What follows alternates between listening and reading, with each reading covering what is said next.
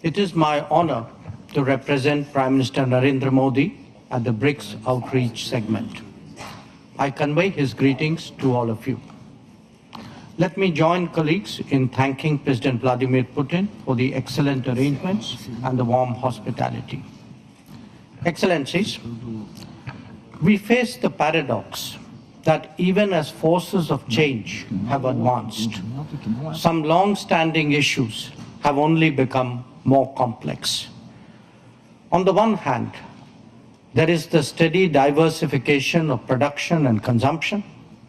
Nations that attained independence from colonialism have accelerated their development and socio-economic progress. New capabilities emerged, facilitating the harnessing of more talent.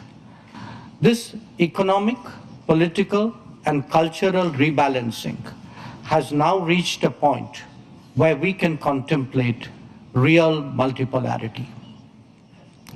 The BRICS itself is a statement of how profoundly the old order is changing. At the same time, many inequities of the past also continue. In fact, they have assumed new forms and manifestations. We see that in the access to developmental resources and modern technology and efficiencies. Let us also recognize that the benefits of globalization have been very uneven. Adding to all that, the COVID pandemic and multiple conflicts have aggravated the burdens borne by the global South. Concerns of health, food, and fuel security are particularly acute. The Summit of the Future underlined that the world is in real danger of falling significantly behind in realizing SDG targets. How do we reconcile this contradiction and ensure that the benefits of change reach those who are currently left behind? How do we create a more equitable global order?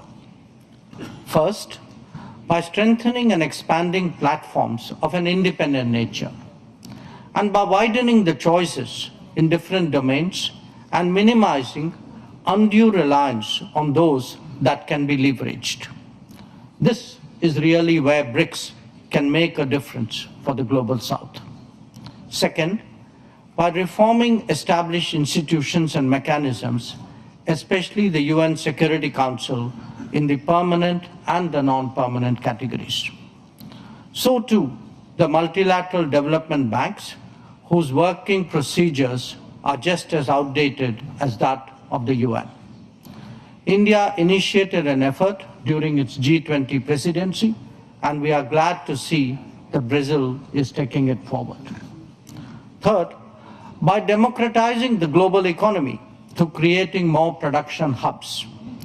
The COVID experience is a sharp reminder of the need for more resilient, redundant, and shorter supply chains. For essential needs, every region legitimately aspires to create their own production capabilities. Fourth, by correcting distortions in global infrastructure that are a legacy from the colonial era. The world urgently needs more connectivity options that enhance logistics and mitigate risks.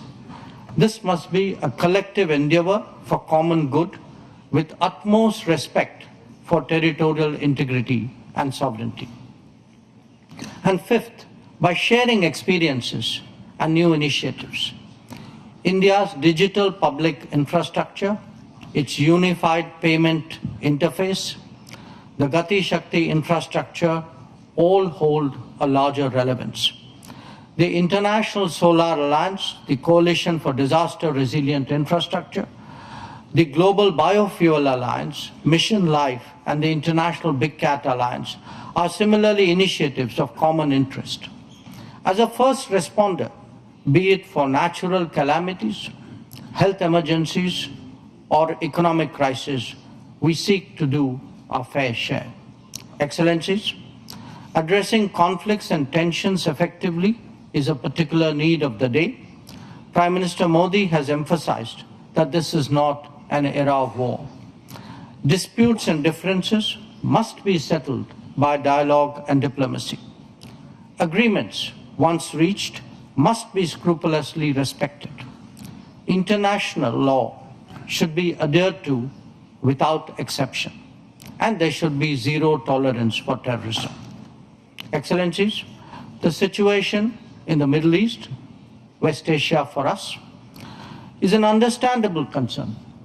There is a widespread anxiety that the conflict would spread further in the region. Maritime trade has also been deeply affected. The human and material consequences of further escalation are truly serious.